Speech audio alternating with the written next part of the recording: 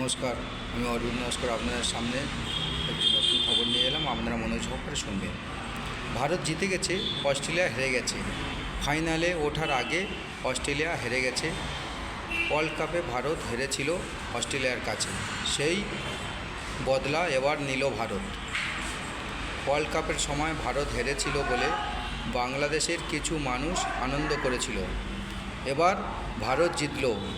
যারা আনন্দ করেছিল তাদের মুখে ঝামা ঘষে দিল ভারত বা ভারতের প্লেয়াররা বা খেলোয়াড়রা।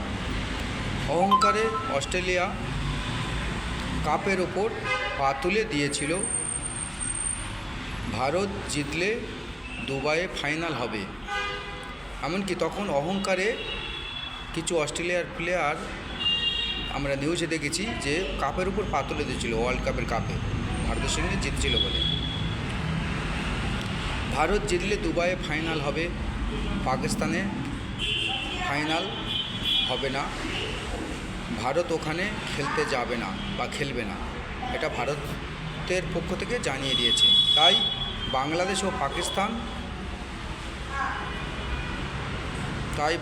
ও পাকিস্তান চিন্তায় আছে, কারণ তারা জানে যে ভারত হেরে গেলে ভালো হয়, কারণ পাকিস্তান তো খেলাটা পরিচালনা করছে যাতে পাকিস্তানে ফাইনাল খেলাটা হয়। তারা ভেবেছিল ভারত হেরে যাবে, আর ভারত হেরে গেলে পাকিস্তানে ফাইনাল খেলা হবে বা ফাইনাল ম্যাচ হবে, আর ভারত জিতলে ফাইনাল দুবাইয়ে হবে। ভারত পাকিস্তানে খেলতে চায়নি প্রথম থেকে।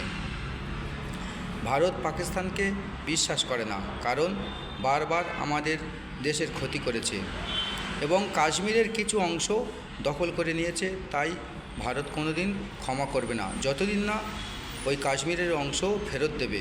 তাই ফাইনালে উঠে গেল ভারত এবং ফাইনাল খেলা হবে দুবাইয়ে। যে সমস্ত বন্ধুরা বাংলাদেশের এবং পাকিস্তানের মনে মনে চিন্তা করছিল যে অস্ট্রেলিয়া জিতলে আনন্দ করব, তাদের আনন্দ নিরানন্দ হয়ে গেল এবং ভারত জিতে গেল এবং ভারত ফাইনালে খেলবে।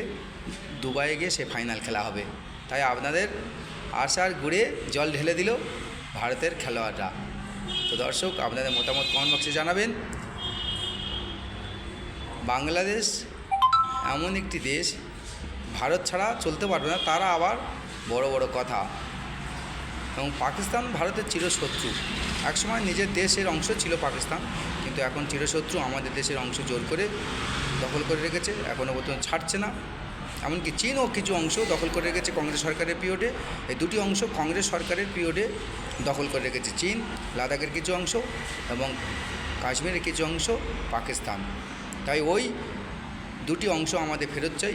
ভারত সরকারকেও বলবো যে কোনো প্রকারে বিশ্বের জাতিসংঘের কাছে আলোচনা করুন, ওই দুটি অংশ আমাদের ফেরত চাই। তো দর্শক, আবার আগামী ভিডিও দেখাবে। আপনারা সুখে থাকুন, ভালো থাকুন।